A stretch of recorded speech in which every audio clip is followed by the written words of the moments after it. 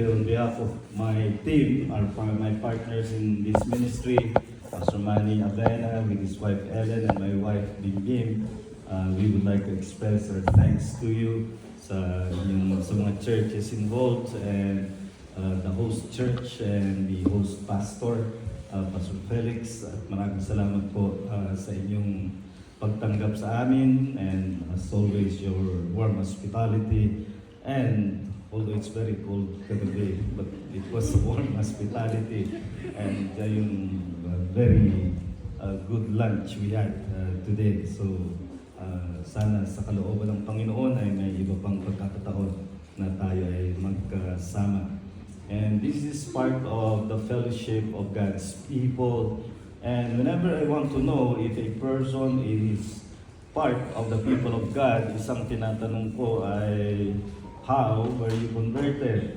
At ang ilang ulit nangyari na ang sumagot sa akin ay binuksan ng kanyang Biblia. Akala ko ay magtuturo ng verse na ginamit ng Panginoon para siya ay maligtas. Sa halip, ang kanyang itinuro ay sa opening pa lang ng Bible niya, merong date kung kailan siya gumawa ng desisyon para sa Panginoon. When he made a decision for Christ, and of course I know what that means, na siya ay maaring nag-sinner's prayer as they call it, or pray to receive Christ. At sa pamamagitan noon, at dahil ginawa yun and they have the date to prove it, they consider themselves Christians. So we are dealing with something which we must be very careful to understand how it is being done. Maraming mga scam tayo ngayon sa ating panahon because of especially social media. Maraming nabibiktima ng scam. There are those scams that are called deep fakes, na akala mo yung taong kilala ang nagsasalita, pero may galing na ang mga tao ngayon, mga technicians ngayon using AI to make a person seem to speak and convince you to make an investment only to prove that it is a scam. I'm going to tell you of one of the biggest scams when it comes to evangelism. And I may provoke some of you, and please understand that it is not my goal to provoke. If you are provoked, let it be the provocation of the Word of God. But this is going to be a challenge for many. Magiging hamon ito sa marami na maaaring kinagisnan mo na ang ganitong paraan ng pag-iebanghelyo. Nakagisnan mo na para marami agad ang makita at masabi mong naligtas, ay gamitin mo ang ganitong kaparaanan, at pagkatapos ay bigyan mo ng katiyakan ng kaligtasan na hindi gayon ang makikita natin sa banal na kasulatan. And this scam is called decisionism. And as you can see from that word, the whole thing revolves around the act of decision. If you can bring a person you are witnessing to, yung sinisera ng gospel, kung madala mo siya sa desisyon na formulated, meaning it is something that he has to do or say something which is already prepared, at ginawa niya, pagkatapos ang kasunod ay pagtitiyak ng kaligtasan. This is decisionism. Now let me begin with this these words of the Apostle Paul in 2 Thessalonians 2:14. To this, and he's referring to salvation, to this he called you through our gospel, so that you may obtain the glory of our Lord Jesus Christ. Dito makikita natin muli ang combination ng predestination, providence, and then the responsibility and accountability of man.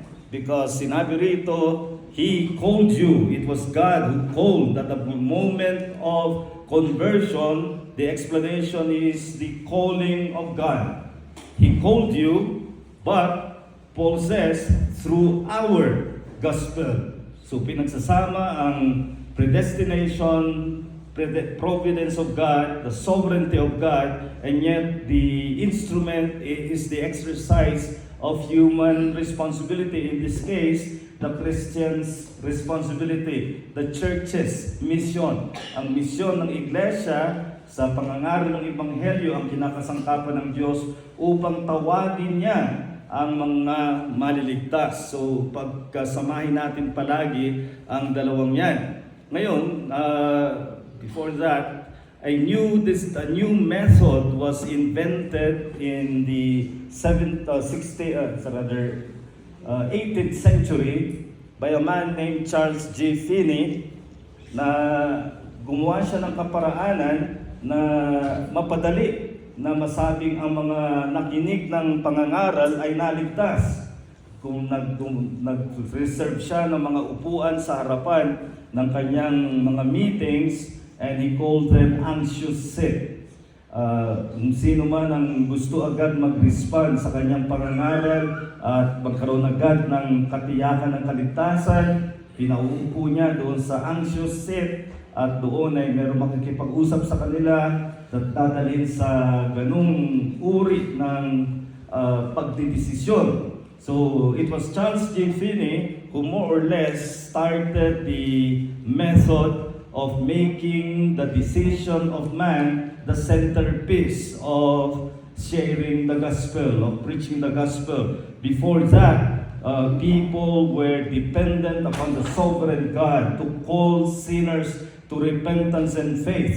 And the only way that that can be known is that if that person confesses his faith by way of the God-ordained means. Makikita natin mamaya what that God-ordained means is. Pero si Charles Finney ang nagpasimula ng ganyang isang dagliang kaparaanan, an instant method that will determine who got saved and who cannot be called saved. And then, naging popular yan. It was popularized by a man, an evangelist known in the 19th century as Dwight L. Moody, D.L. Moody. And then, in our own lifetime, perhaps no evangelist has become more popular in making this the method of evangelism. No singular evangelist has been as famous, and please don't get me wrong, I believe that Billy Graham is a true believer and a child of God and is now in glory, but he has made it prominent in his evangelistic crusades na gumamit ng tinatawag na altar call at mag-forward yung mga gustong maligtas. At dahil sa nakarating siya sa maraming lugar at tuwi-tuwi na, yun ang kanyang gamit na kaparaanan, it has almost become equated with evangelism. And people who do not practice altar call or sinner's prayer or the like are charged of not evangelizing. Kasi pinagtugma na nila, pinagtambal na nila ang pag-iebanghelyo doon sa kaparaanan ng decisionism. So we need to be aware of this, that the beginning of this is not in the scriptures, not even in the time of the early church, not even in the time of the Reformation, not even in the time of the Puritans, and then suddenly Charles Finney appeared, who was a semi-Pelagian, not even an Armenian. Semi-Pelagian is worse. At yan ang kanyang pinagsimulan at popularized by Billy Graham, which is now decisionism. So i-establish natin what decisionism is. Decisionism, we know that there is a saving gospel response. Wala tayong pagtatalunan dyan. Na para ka maligtas, you need to respond to the gospel. And that is clear in the scriptures. What decisionism has done, the saving response to the gospel is faith and repentance. It's not a two-step response. This is one response. You cannot have faith without repentance from sin. You cannot repent from sin in a saving way without faith in Christ. Kaya ang pinag-uusapan natin dito ay just the two sides of the same coin of response, which is faith and repentance. What decisionism has done is to associate faith and repentance to external and physical acts. What are those external and physical acts? The most common, raising of hand, coming forward to the altar, and then this is followed by the formula presentation, or this is often associated with an abbreviated gospel. Siyempre, kung gusto mong padaliin, kaya nang padaliin mo rin yung ebanghelyo, madaliin mo. So you have the four spiritual laws, the ABCs of salvation, the Roman road, at iba pang maaaring na ituro sa inyo na kaparaanan para mabilis ang proseso na madala mo siya sa desisyon na siya ay maligtas. And this will be followed by a dictated prayer. Kung sumang-ayon na ang iyong iniibanghelyo, sumang-ayon na siya sa mga sinasabi mong dagliang mga paraan ng pagtuturo ng ebanghelyo, diktahan mo na ng panalangin, sumunod ka sa akin, at sa pagdikta mo ng panalangin, yun na ang kanyang pagtawag sa Panginoon, at pag siya'y nanalangin na, ang kasunod ay bibigyan na ng assurance.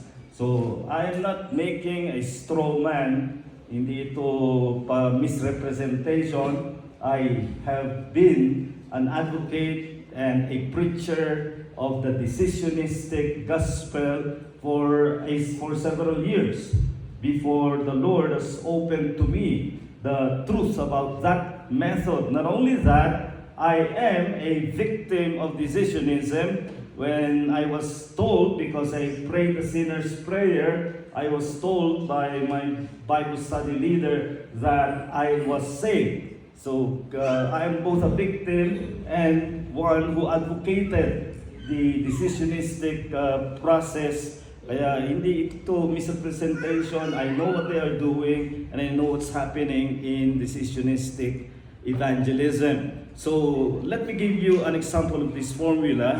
Perhaps you have the open Bible of the King James Version, and there, andun yung mga iba't ibang mga notes on how to evangelize. This is the note on Revelation 22:17, where the bride and the Holy Spirit are calling, "Come." Now, this is what it says. Invite a person to by faith accept the Lord Jesus Christ as his personal Savior. Say something like this: "Tom, will you kneel with me in prayer of acceptance?" And then I put this in bold. Now ask him to pray after you the prayer of acceptance. So it is you actually praying and he is following. Continue in this manner until you have led him through the prayer. Now when you have finished leading him through prayer, stand up and say, "Tom, did you by faith accept the Lord Jesus as you prayed?" Diba? Tinuturo yan sa pag-i-evangelize. Dumating ka doon sa point na tatanungin mo after ng dictated prayer. Tatanungin mo, "Did you really pray that prayer?" Ilang daan kong ulit sinabi yan. Walang nagsabi sa akin ng hindi. Lahat ng tatanungin mo niya, sasabi niya, "Oo, pinanalangin ko." And when that is done, now this time the bold and the capitalized underscoring comes from the open Bible itself. It says, "Tom, did you by faith accept the Lord Jesus as you prayed?" When he answers yes, take him up by the hand and say, "Upon the authority of God's word, you are now a child of God." So there's the published proof that is the way decisionism is done. After na umulit ng panalangin, after ng abbreviated presentation of the gospel, pag manalangin ka, parang dumadalangin ka na kanyang dapat ipanalangin, at pagkatapos niyang gawin yon, ay ikaw pa ang magbibigay ng katiyakan, ng assurance, and upon the authority of God's word, you are now a child of God. And I know what's going to happen next for most of them. I'm going to show that I'm not saying that no one is saved in this method. There are people who are truly saved in spite of this method because God is sovereign. But what commonly happens is this: this person is given the assurance, binigyan siya ng katiyakan na siya'y ligtas, anak ng Diyos, pupunta sa langit kapag siya'y namatay. Then time shows later that nothing has changed in this person. He still lives the kind of life he was living before the supposed conversion. No change in his life, no hunger after God, no seeking after His Word, no love for the people of God. Nothing changed, but the one thing that sticks to him is that he's going to heaven when he dies. And what have they done? What they have done actually is to make him twice the child of hell, rushing to hell while smiling with the assurance that is smug about his certain going to heaven. That's what happens most of the time in decisionism. So pag kambingin natin at pagsalungatin ang biblical evangelism at decisionism, ano bang nangyayari kapag nagkaroon ng conversion? Ang sinasabi ng decisionism, pag nag-come forward, conversion. Pag mag-raise ng hand, pag nag-ulit ng panalangin, conversion. But what really is conversion? Well, let's start with the sinner. As we said sa first session, the condition of the sinner is he is totally depraved. And total depravity includes total inability. That he cannot even respond, hindi siya makatugon sa Ebanghelyo. So, ang nangyayari when a sinner is converted, it is something that is initiated by God. What God does is He issues the effectual call. Back to 2 Thessalonians 2:14, He called you through our gospel. So, nagsisimula with God calling. And this is not a calling of simple invitation general that we do when we preach. Hindi ito yung pag-anyaya natin sa mga makasalanan na lumapit sa Panginoong Jesucristo. Pag ang Diyos ang tumawag, ang pagtawag niya ay mabisang pagtawag. Kaya tinatawag na effectual call. At ang kanyang tinatawag ay tutugon sa Ebanghelyo. What the effectual call does is it makes the gospel effective. Otherwise, I can preach until my voice is hoarse, and it will do nothing. The reason why the gospel becomes effective is when it is attended by the call of God. Kaya nagiging mabisang ebanghelyo ay kapag samahan ito ng pagtawag ng Diyos. Pero, ang problema dyan ay, so the gospel effectual call of God happens while the gospel is being preached. That's the external call.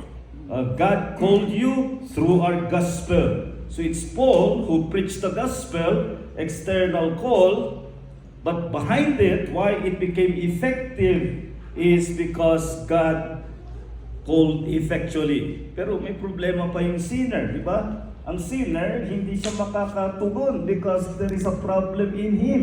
He is totally depraved and he is spiritually dead. How can he respond to the gospel? So something else happens on the side of the sinner. Itong effectual call happens on the side of the gospel.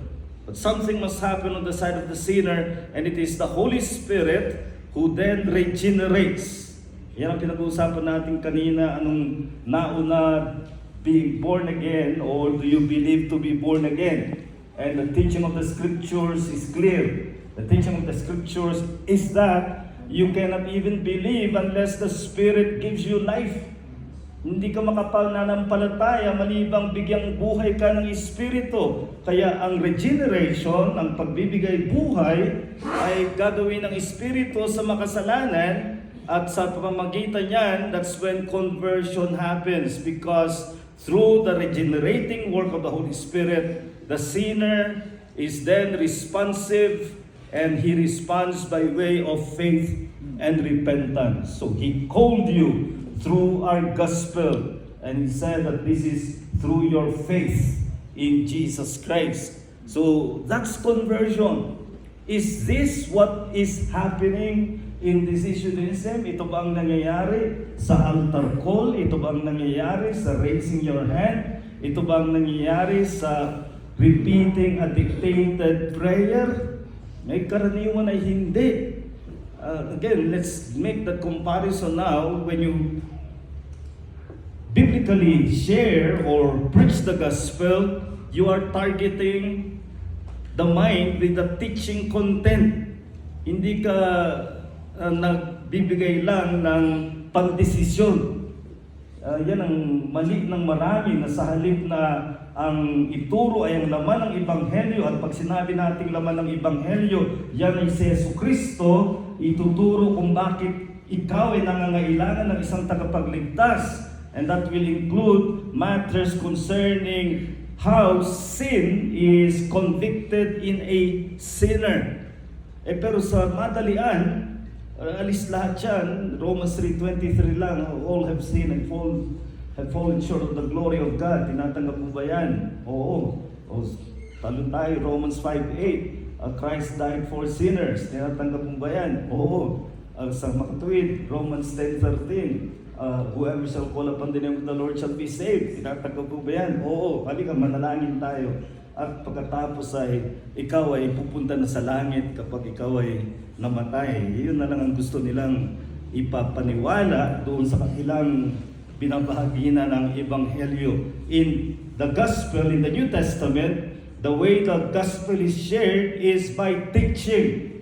Teaching the content, making the person understand what sin is. Not just tell him about sin, but to understand who Christ is. Not just tell him a verse or two about Christ. Not just to make him do a decision, but invite him to respond to Christ. Not to dictate, not to follow a dictated prayer. So this is what gospel preaching and sharing is in the New Testament. It is targeting the mind, and then through the mind, then the decision. So you see, ang nangyayari sa decisionism, tinatalunan ang teaching content of the gospel. Gusto nila agad ay decision, kaya mamadaliin nila at i-abbreviate o paikliin nila, at tinatalunan, nilulundagan yung mga mahalagang bagay na sangkap ng Ebanghelyo. At ipapakita ko kung paano. So in biblical evangelism, there should be the communication of the law and the gospel. Why? Because conviction of sin, the Bible tells us, is by the law. And particularly, the 10 commandments of God, when the person is convicted of how he has violated the law of God, kung paano niya nalabag ang utos ng Diyos. Hindi conviction yung basahin mo ang Romans 3:23, all have sinned, at tanungin mo siya, naniniwala ka ba riyan? At pag sinabi niya, oo, naniniwala ako, is that conviction of sin? It is not. Most likely, what he understands is nobody's perfect. So, yes, I'm a sinner in the sense that nobody's perfect. Is that conviction of sin? No, it is not. Romans 7 tells us that conviction of sin is by the law. Not by reading a verse or two, but by the law. When he realizes he has violated God's law, God's commandments, he is a criminal before God, and he is deserving of the punishment of God. That's conviction of sin. And that is not done in decisionism, because there's no proclamation of the law, because the gospel will only be meaningful against the backdrop of the law. Magiging makahulugan lang ang Ebanghelyo kapag naunawaan mo anong nalabag mo, kung paano mo nalabag ang kautusan, ang batas ng Diyos. At kung ikaw ay lumabag sa batas ng Diyos, ang isang makasalanan ay kriminal sa harap ng Diyos. Hahatulan siya sa kanyang pagkakasala. Hindi yan nararating sa decisionism, maliban na lang sa pamamagitan ng soberanong biyaya ng Diyos. So when you evangelize in a biblical way, you proclaim the law in order that he may see the meaning and the necessity of the gospel. That will lead to conviction and persuasion. Yun ang gusto nating mangyari. Persuasion is bringing the mind to knowledge and belief that this is true. And only by that persuasion, if the Spirit regenerates him, he will believe and repent. Wala na sa kamay natin yun. Ang nasa kamay natin ay ipaunawa ang batas na kanyang nilabag at ang ebanghelyo na tanging lunas o sagot sa kanyang katayuan na kriminal sa harap ng Diyos. Now, what happens in decisionistic evangelism is a shortened formula, yun nga sinabi ko, for spiritual laws, ABCs, Roman Road, basta't magawa mo yon, ang kahihinatnan lang yan ay assent. Assent means I agree. Pag sinabi niyong I agree, that's assent. And then, agad na, decision. Dahil sumasang-ayon ka, di ka, sumunod ka sa panalangin ko. At kapag nanalangin na, anong nangyayari? Yung kanyang ginawang panalangin, ang batayan niya ngayon na siya'y ligtas. Sa halip na si Jesucristo na kanyang sinampalatayanan at pinagsisihan niya ang kanyang kasalanan, ang kanyang pinagbabatayan ngayon ay ang ginawa niyang desisyon.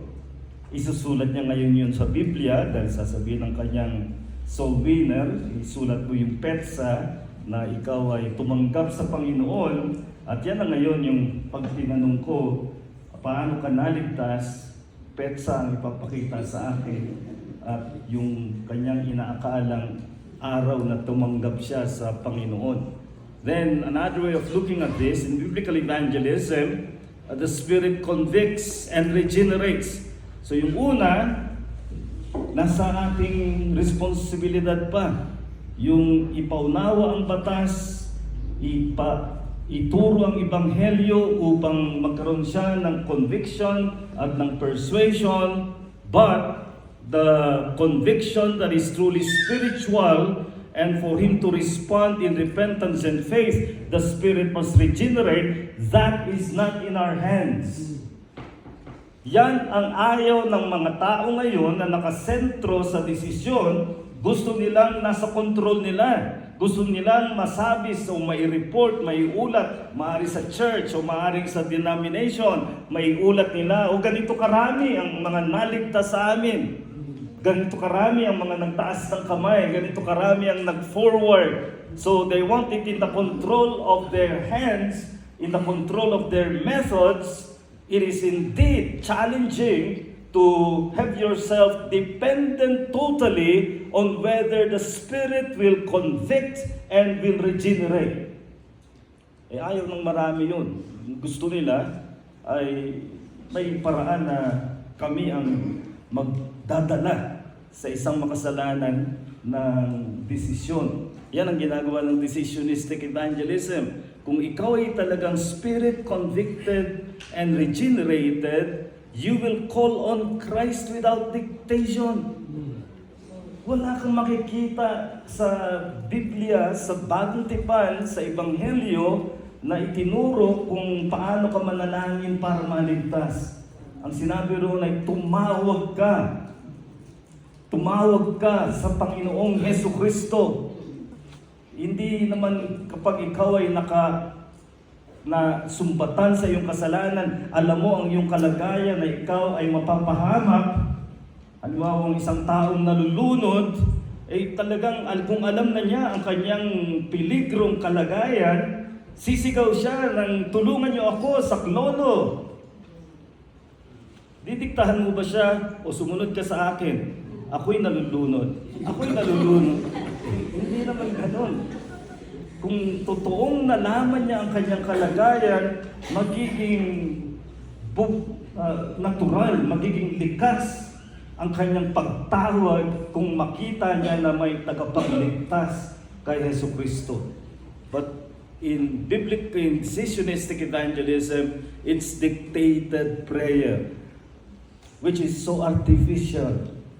This is not the prayer of a man who has really seen how sinful he is, and one who has been persuaded there is a Savior in Jesus Christ because He died and rose from the dead. So hindi ito ang nag-convince sa kanya, hindi ito ang nagikayat sa kanya, kundi yung sinabi ng soul winner na kapag inulit mo ang panalangin na ito, ikaw ay maliligtas.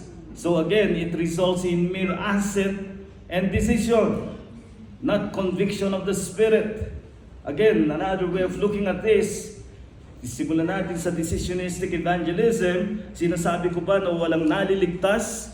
Well, I already said no. I believe that God is sovereign and God can use the truth that the preacher has proclaimed, and no matter how small the truth is, even when wrapped in error, God is sovereign enough to use the truth in order to convict a sinner and be saved. But that is not because of the method, but in spite of the method.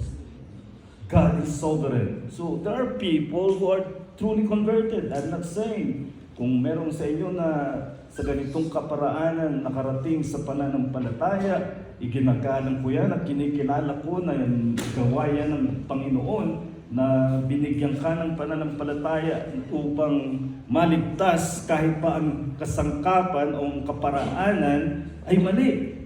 So there are those who are truly converted. But the problem is not of true conversion. Those people will also be converted using biblical evangelism. The problem is that because it is reduced to formula decision, there are more false conversion. And let me share what my experience has taught me for the years that I have advocated decisionistic method.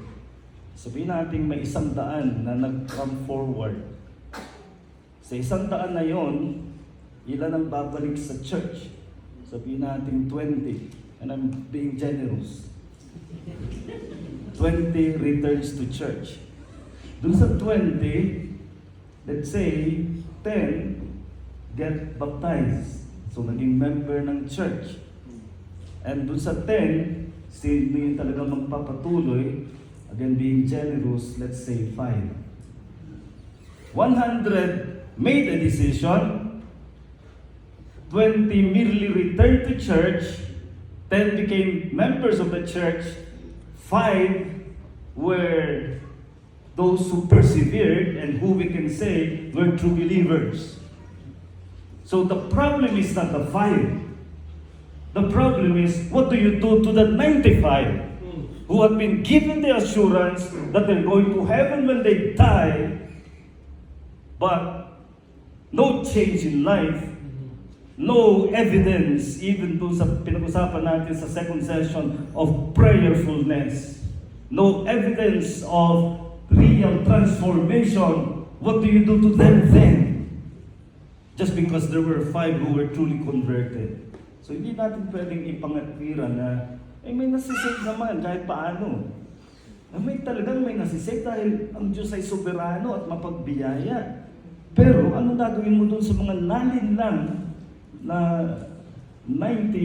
more than 90% na nasabihan na sila'y ligtas? So in biblical evangelism, there is a maximum teaching of gospel truths. So there will be more true conversion because they go through the real issues of the law and the gospel and Jesus Christ. And sinasabi ba natin walang false conversion in biblical evangelism? Of course not. There are false conversions because of man's sinfulness. But because it is not reduced to formula decision, there will be less of that. Dahil ipinaubaya natin sa Espiritu kung sino ang maliligtas at hindi magiging madali. Bagamat nangyayari, hindi madali na napakarami ang nabigyan ng katiyakang ligtas sila kahit wala silang talagang pagbabago sa buhay, walang pagbabalik loob sa Diyos. At isa pang contrast and comparison in decisionistic evangelism, assurance is given by the soul winner. So that alone is wrong. But what makes even worse is that the assurance is reduced to going to heaven. And that is something that is predominant in your interest. I want to go to heaven and I don't want to go to hell. Let me tell you, my friend, even Satan does not want to go to hell. If he could, he would want to go to heaven. I mean that sinners who want to get saved, quote unquote, just to go to heaven and not go to hell is not doing anything better than what demons have, which James acknowledges, even demons believe and tremble. I repeat my challenge kanina. Show me in scripture any presentation of the gospel which is about going to heaven when you die. In fact, that is not even the most important hope presented to us. The hope, when the New Testament speaks of the hope, it's not going to heaven. The hope is the second coming of Christ. We are waiting for the blessed hope, Titus 2:13, which is the coming of Christ. That's the final state. Yung going to heaven, ang tawag rin sa theology, ay intermediate state. Yung namatay ka at bago dumating ang Panginoong Jesucristo, totoong na tayo nasa langit. Sabi ni Paul, absent from the body but present with the Lord. Sinabi niya sa Philippians 1, to die is gain because it is far better to be with Christ than to continue on in the flesh. So, meron going to heaven. What I'm saying is that that is not the gospel.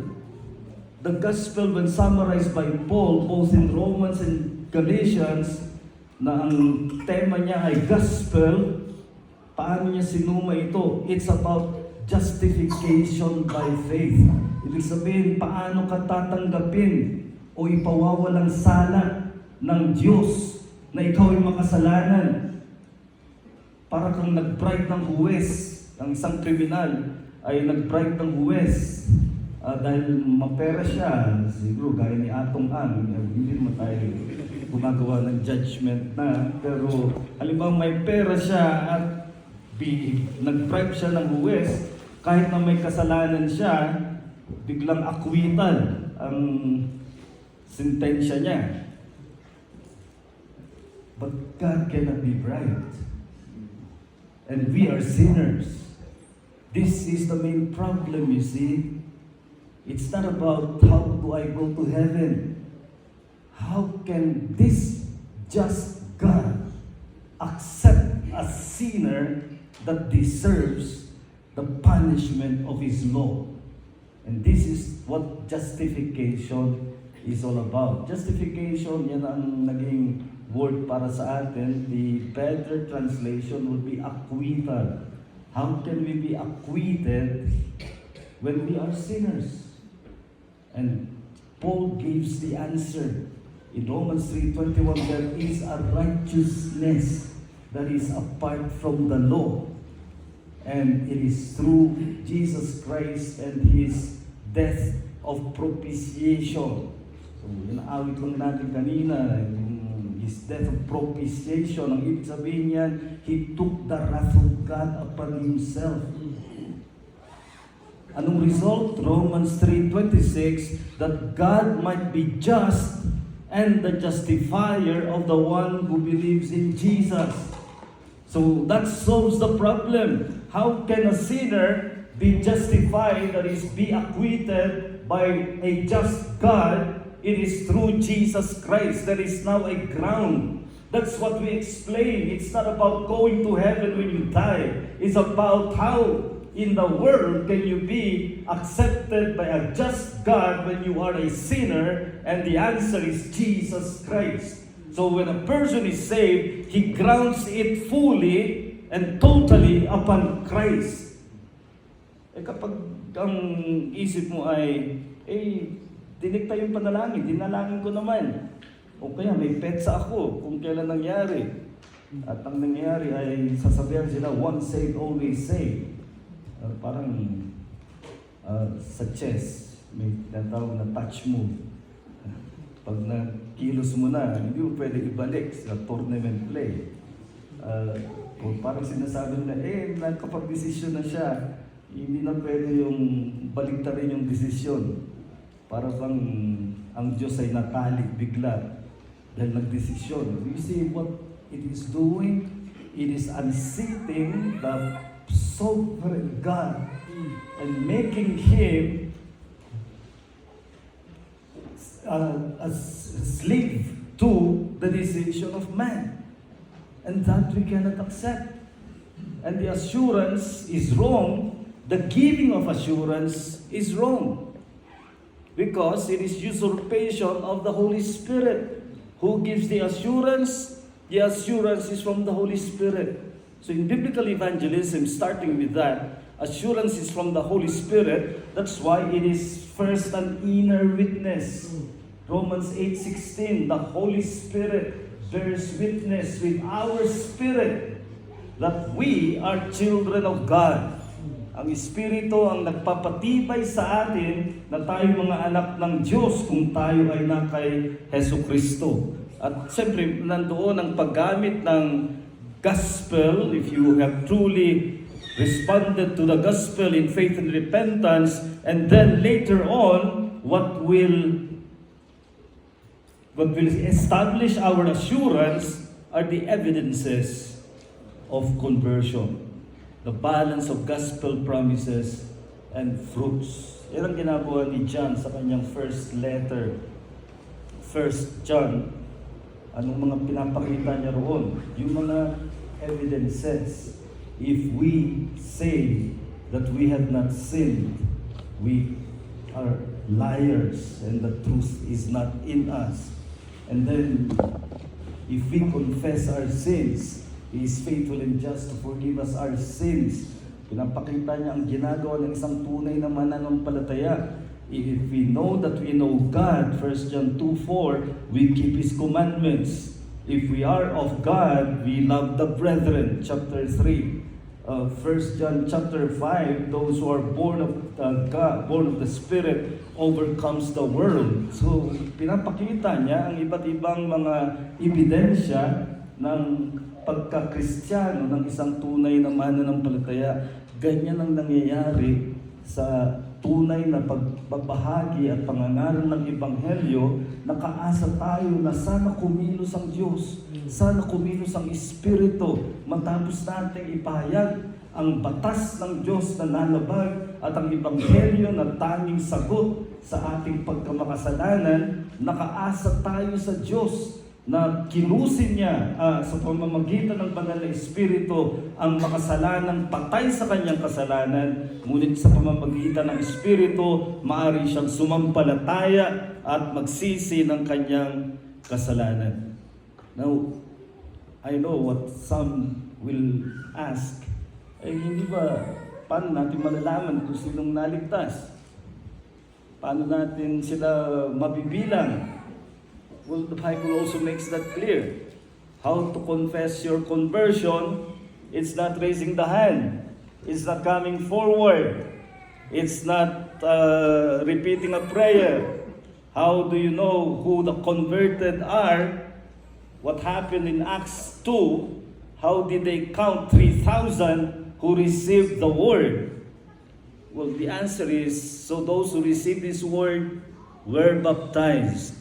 And there were added that day about 3,000 souls. So sino ang binilang? Hindi ang mga umusal ng panalangin. Hindi ang mga nagtaas ng kamay. Hindi ang mga nag-come forward. Sino ang binilang? Ang mga nagpabautismo. Because baptism is our public confession of faith. This is one of my last baptisms before I semi-retired from my church. And what I want to say is, baptism is the biblically mandated public confession of faith. Gusto mong bilangin, kasama sa ipinapangaral dapat natin na kung ikaw ay talagang nanampalataya kay Kristo at nagsisi ng kasalanan, tumugon sa Ebanghelyo, Ipakilala mo ang sarili mo sa mundo sa anong kaparaanan, sa kaparaanan ng ng bautismo.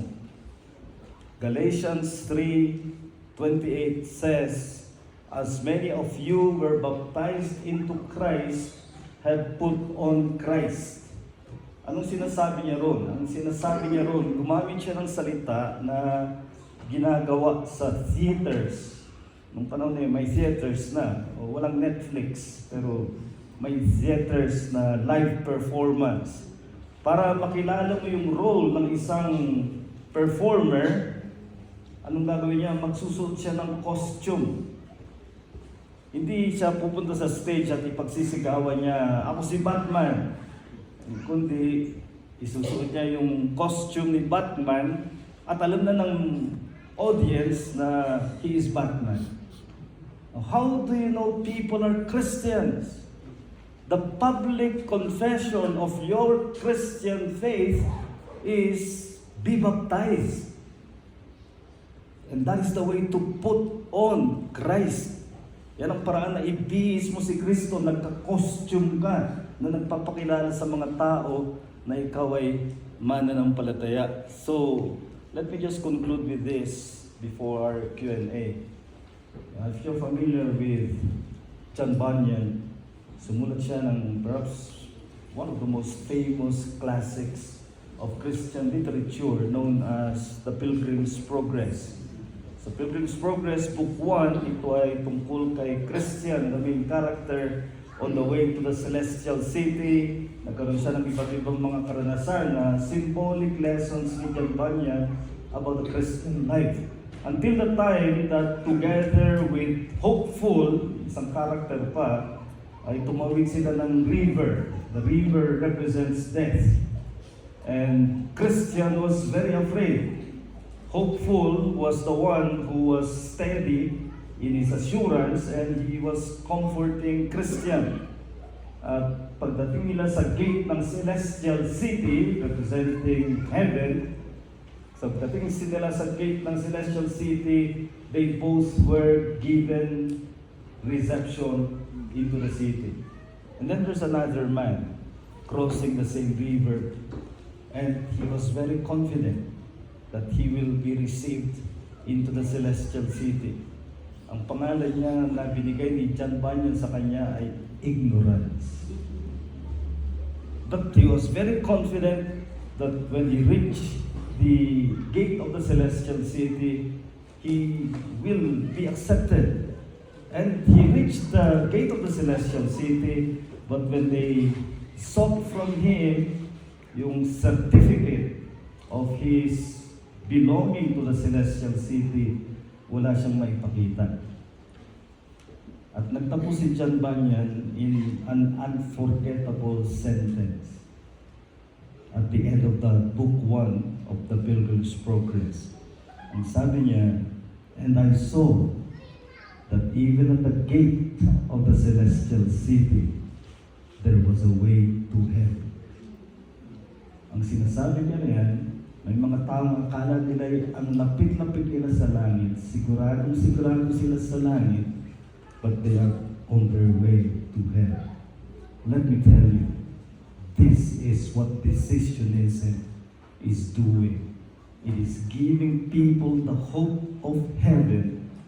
So when they are rushing to hell, there is a smile on their face of smug assurance. This is what we are fighting, because this is a false method of the gospel. Sana hamunin mo ang sarili mo kung ikaw ay produkto ng ebanghelyo, hindi ng isang kaparaanang pandesisyon, kundi nakabatay kay Yesu Kristo. Let's close in prayer.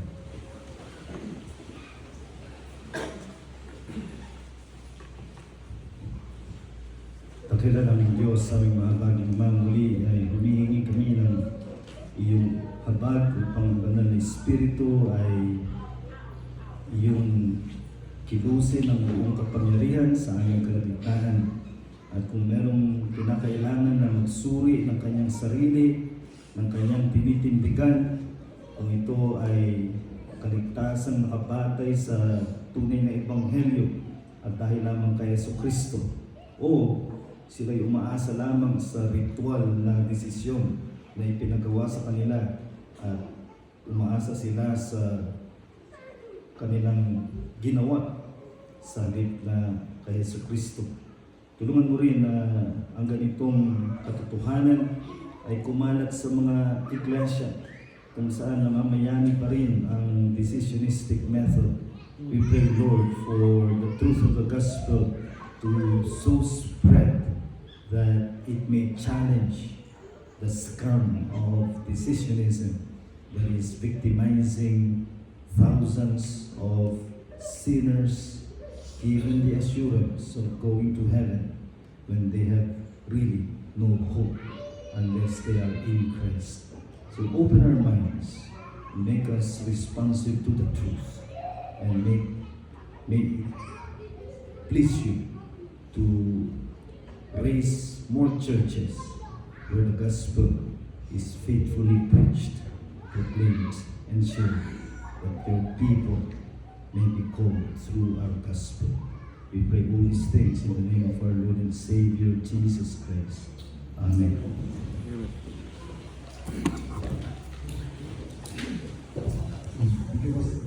The next part of our program will be 1 hour question and answer. So, ano ba yun?